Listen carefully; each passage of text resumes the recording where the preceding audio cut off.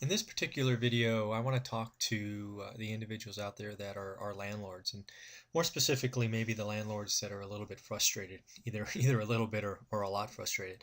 Because I think there are some things that we could do together that would maybe remedy that situation, and I thought I'd take 8 to 10 minutes to talk about that.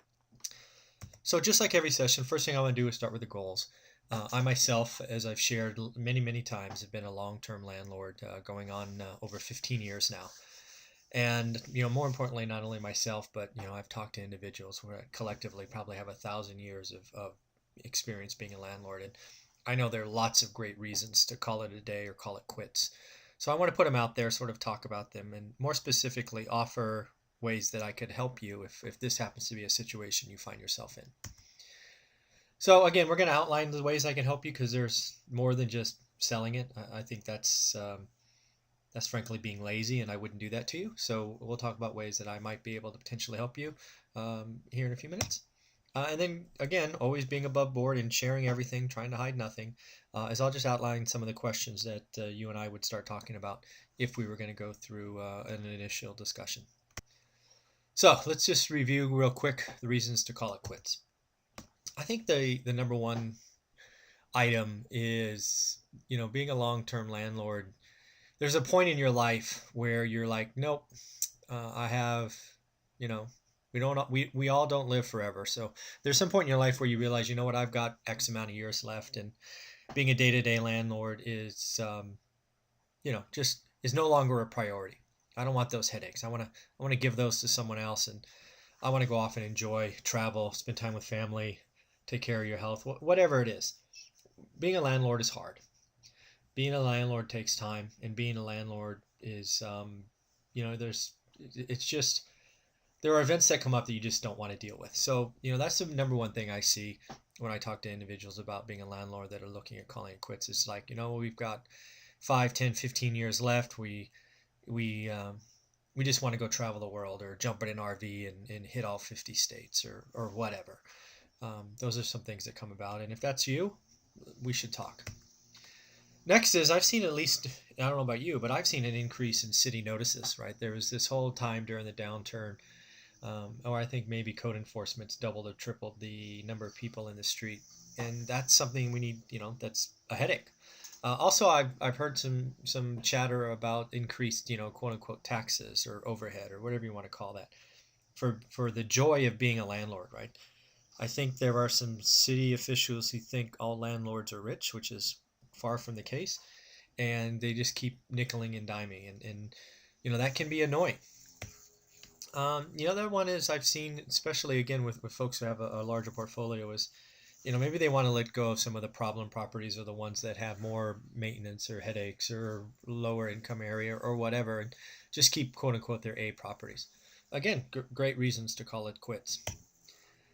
The other one is probably the one that most people talk about, but I'll put it here last, is that you actually inherited a property from someone, and you tried being a landlord for 6 months, a year, 2 months, 5 years, whatever, and it's like, I'm done with this. That was good for mom and dad, but I've got life. I got to get my kids through high school or college or whatever, and I just want to be done.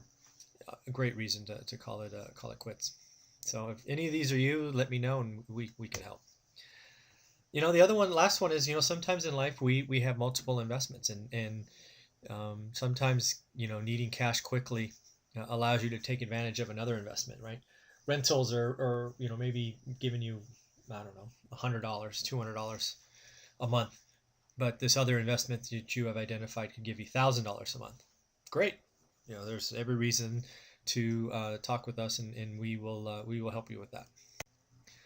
So I think there's lots of ways that we can help. The most obvious one, just to get it out of the way, is just we could talk, agree on a price, and just sell it, just like a normal sell. Difference being is it's a cash buyer, no inspections, no appraisals, no make-ready costs. You don't have to repair anything. We're just going to have an honest discussion. We're going to learn about a property. It takes us about 24 hours, and if we like the price, we'll do the deal. However, the thing that I've come to realize is that being a landlord, we, including myself, aren't landlords because we like being landlords. I mean, come on, that's a crazy. However, what we do like is the income. We'll call it cash flow. that we have left over when we collect rents and minus all the expenses. If that's still true for you and that's what you're looking for, I think one of the great options, especially if you've owned your property for a while, is why don't we try to work out a transaction where you actually become the bank, right? Where you can, quote unquote, carry the paper, or you're in first trust deed position, and we just work it out where you actually still keep getting monthly checks, probably more than you're getting now for cash flow in many cases, maybe not all, but certainly many. And I assume all the headaches, right? Again, just like in a normal transaction, I become the owner of the property and do with expenses and leases and evictions and leaky roofs and all of that stuff. And you're just the happy banker who gets the monthly mortgage check. I've seen this be a very interesting for landlords, who still want that monthly cash flow and frankly don't want a big pile of cash, because that's really not why we do this, right? We don't do this for that one big event. We do it because we want to live comfortably month to month, and I think that's a great option that I've worked out with some landlords, and hopefully that's you, and we can work something out that benefits us both. The other thing that's obvious is, again, by the title of my the start of this is one rental at a time. I'm willing to buy one property, or if the timing's right for you, your entire portfolio. You don't have to break it up and do all of that. We can, if we again communicate and share openly, we can do the entire portfolio, or we can even structure it where maybe we do one a year. Again, these are all options, and it comes with communication. And again, maybe what you need is, you don't want a big pile of cash, but maybe you want, pick a number, 20%, 40%, and then you want to carry the paper for income. Again, the more you communicate about what your hope and desire is as you exit being a landlord, the better the deal we can structure. And that just comes with communication and being flexible with each other. And again, if it doesn't work out, no harm, no foul. But I think there's lots of ways that I can help if you're a frustrated landlord or just looking to get out of the game. So these are just things I would ask. I need to know up front if you want cash, right? Do you want that big pile of cash, or are you interested in monthly payments? And if you're interested in monthly payments, what does that mean, right? Is that do you want those for 5 years, 10 years, 30 years? Again, these are the questions we're going to ask, because we're going to try to put together a transaction that's good for you and good for me. Obviously, we're going to need to know the property address, because we're going to want to go through it, or at least from the outside, until we get to a number. Getting your opinion on the as-is value is always interesting, and really lets us know if we're even in the ballpark. If you do have multiple, right? Are you thinking about just one or the entire portfolio? Don't know. It's something we should talk about. And then the other one is, just because I know being a landlord, especially for a long time, there may be some extras that you would like that would just make you feel better. The one that I've heard most often is, hey, can you do me a favor and accept the current tenant? And more appropriately, because this tenant's been there 10 years, 15 years, can you accept the rent at least for a year without raising it? That gives you a better feeling. The tenant's not thrown into a flux. And many times we're obviously accepting rent that's below market. But if that's important to you and you want to talk about that, we can certainly do that.